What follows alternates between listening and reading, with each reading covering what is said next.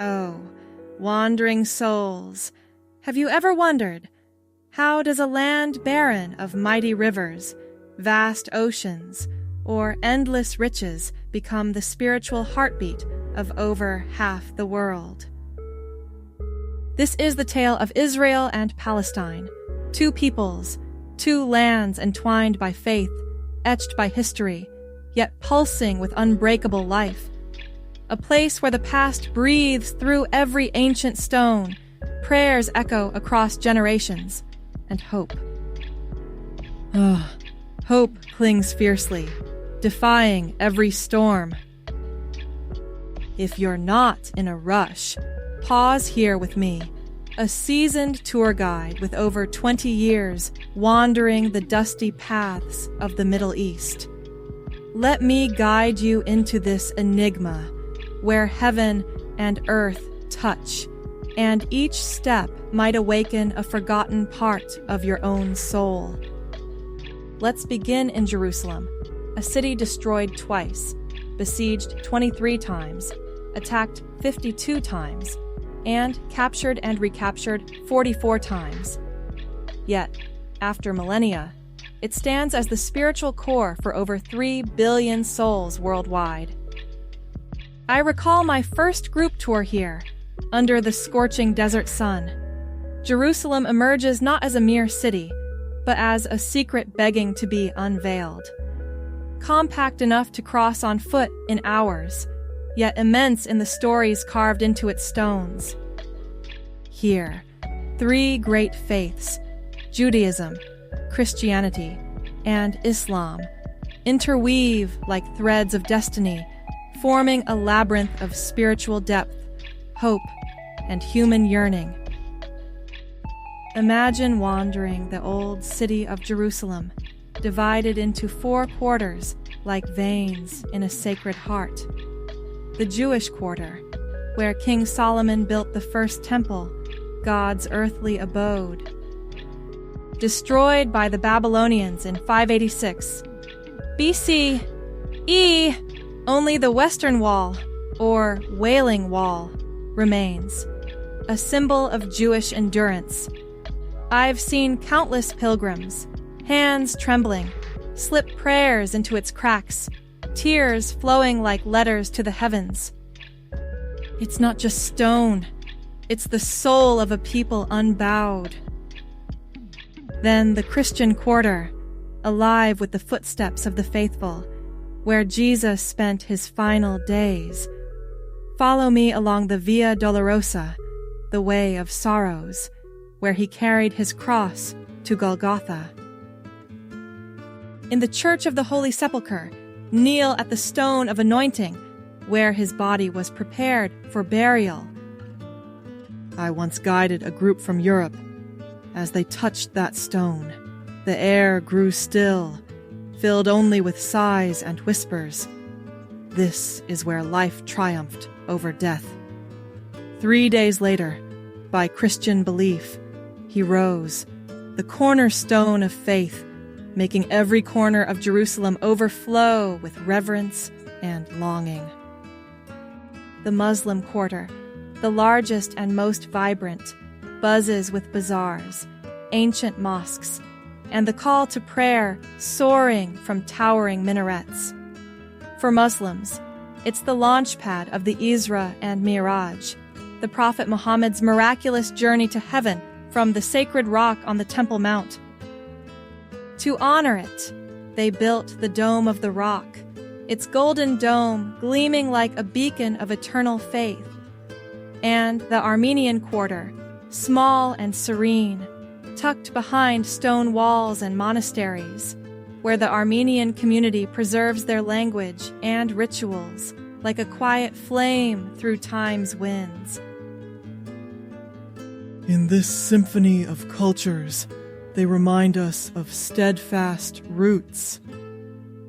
Not far from the old city rises the Mount of Olives, revered by all 3 monotheistic faiths. For Jews, it's the resting place of over 150,000 souls, all facing Jerusalem, awaiting resurrection. Christians link it to the Garden of Gethsemane, where Jesus prayed before his arrest, and the Chapel of the Ascension. Muslims believe it's the site of the final judgment, with a bridge leading the righteous to paradise. From its summit, gaze over Jerusalem, a moment that still stirs my heart after all these years. A short journey south brings us to Bethlehem, the cradle of faith, birthplace of King David, but eternally famed as where Jesus Christ entered the world, altering humanity's course. In the Church of the Nativity, built in the 4th century by Emperor Constantine, kneel at the 14-pointed silver star marking his birth spot. Each year, hundreds of thousands pilgrimage here to pray and sing the first Christmas hymns. Yet Bethlehem holds shadows too, scarred by the Israeli-Palestinian conflict, divided by an 8-meter concrete separation wall that severs lands, people, and dreams. Amid the gray slabs, resistance blooms through art. Banksy's works like the girl frisking a soldier or a dove in a bulletproof vest, reminding us that even in war, humanity dreams of freedom and wields beauty against brutality. Amid the Holy Land's ancient legends, the Ark of the Covenant, or God's chest, stands as one of history's most sacred mysteries. Per the Hebrew Bible, this gold-covered acacia wood chest held the 10 Commandments tablets from God to Moses on Mount Sinai, plus a jar of manna and Aaron's rod. Atop it, 2 golden cherubim formed the mercy seat, where God's presence dwelled. To ancient Israelites, it wasn't mere relic. It was God's earthly manifestation, housed in Solomon's temple's Holy of Holies, entered only by the high priest once a year on Yom Kippur. A divine weapon, too, bringing victory in battles. But its greatest enigma? Its vanishing after the temple's destruction in 586 BCE. Hidden? Destroyed? Taken. To this day, it haunts religion and archaeology, sending chills down my spine as I recount it on tours. If Jerusalem and Bethlehem whisper tales of faith, the Judean desert murmurs of silence and devotion. Nestled in rugged cliffs, Mar Saba Monastery rises like a fairy tale fortress carved from stone. Founded in the 5th century by monk Sabbas, it upholds ascetic life for over 15 centuries. Women gaze from afar on a nearby hill. In our noisy world, Mar Saba feels like a silent dream, where souls commune with the divine in solitude. Nearby lies Jericho, the world's oldest continuously inhabited city, over 10,000 years old. Biblical fame for walls tumbling to trumpets, it's also the cradle of ancient agriculture, blooming as an oasis thanks to natural springs.